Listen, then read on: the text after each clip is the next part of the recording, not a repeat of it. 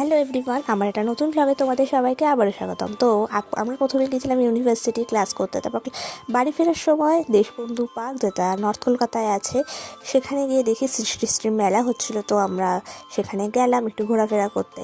তো সেখানে গিয়ে দেখলাম অনেক কিছু স্টল বসেছিল, বিভিন্ন কার্পেটের, বিভিন্ন ফ্লাওয়ার্সের, বিভিন্ন শাল, অনেক কিছুর বসেছিল, অনেক খাবারের স্টলও বসেছিল।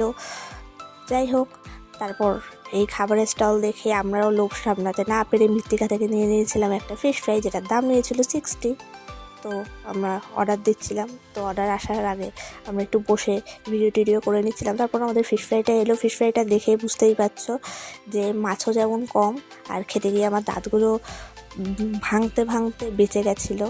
মানে ওটা ফিশ ফ্রাই ছিল না, ওটা একটা বিস্কুট ছিল, যেই বিস্কুটটা বেশি আগুনে পুড়ে একদম কাঠ হয়ে গেছিলো। তাই হোক, তারপর ফাংশন থেকে আমরা বাড়ি চলে এলাম। টাটা।